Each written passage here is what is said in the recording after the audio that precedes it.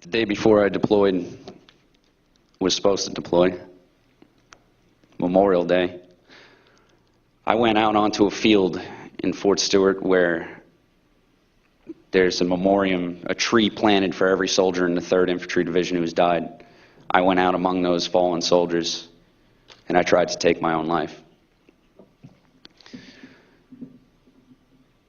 I took pills, and I went back to my regular poison of vodka and drank until I couldn't drink anymore. The next thing that I knew, I was handcuffed to a gurney in the hospital. The cops had found me and literally dragged my body into an ambulance, threw me in there, and locked me up.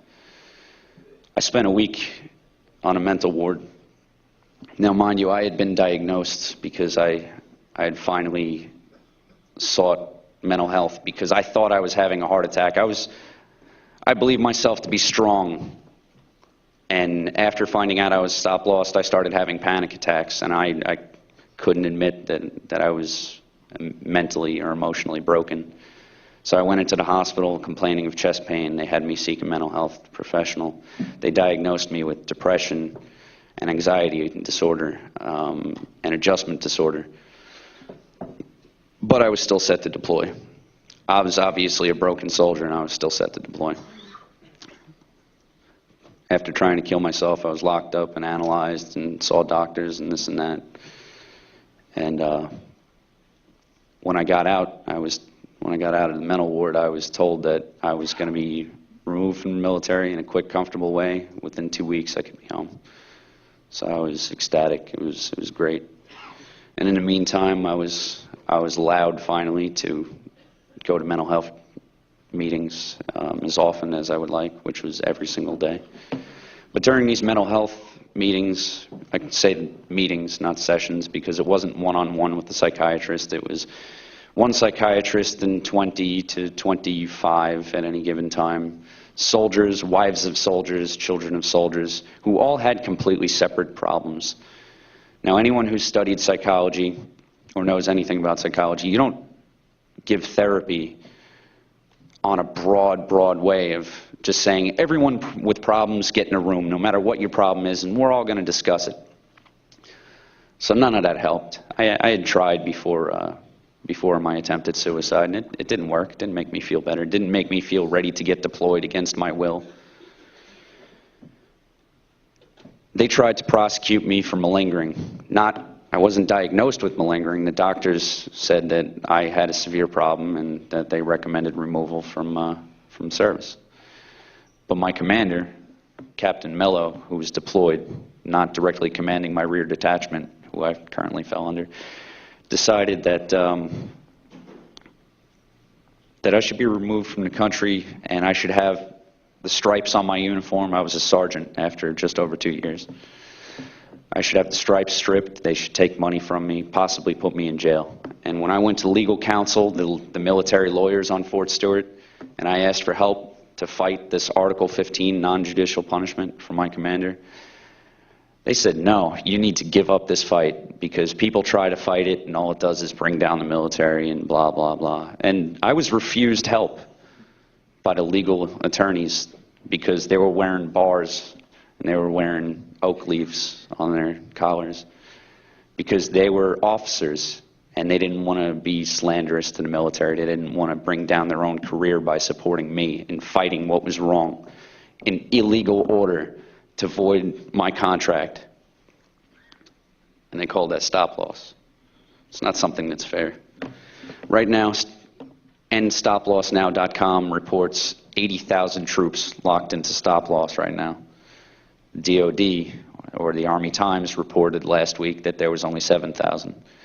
Now, the reason why I think this is a very low number is because you're faced with the option, if you know that you're going to fall under stop-loss and your contract is going to be extended, you say, well, hell, I may as well just re-enlist, so at least I get a bonus. When you're stop-loss, you don't get any extra money.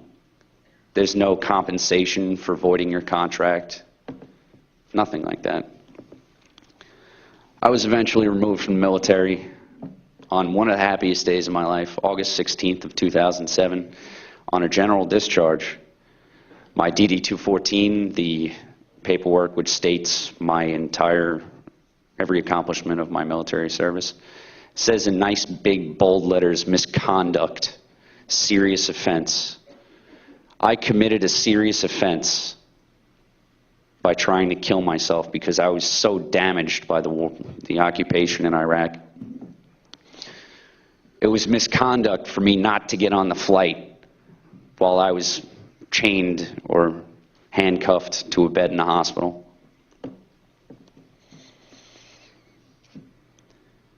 So I lost my college benefits.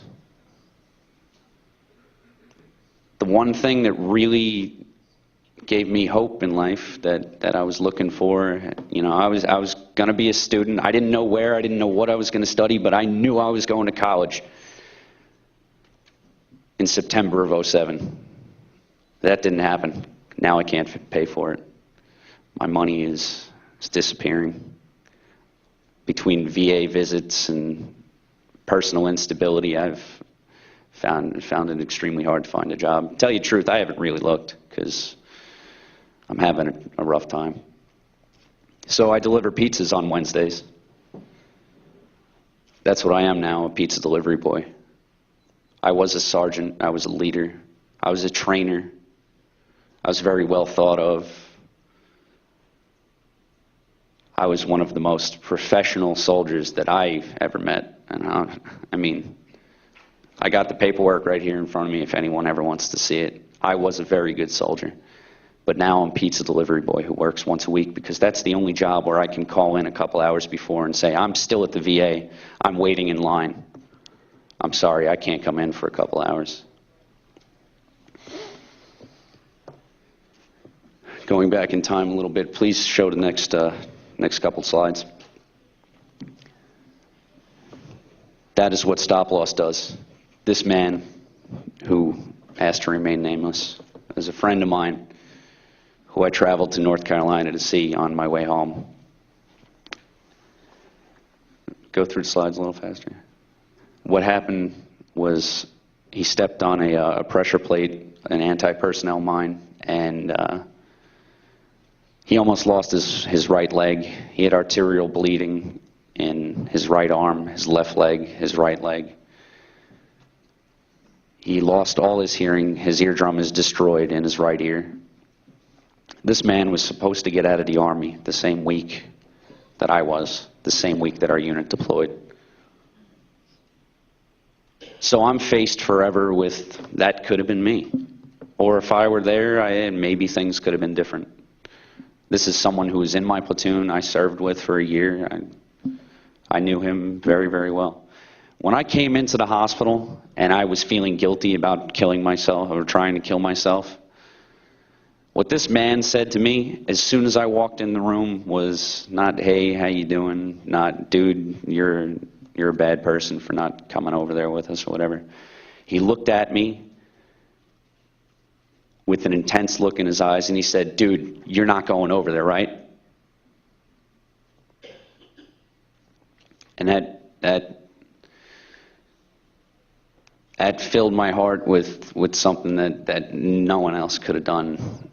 He Thank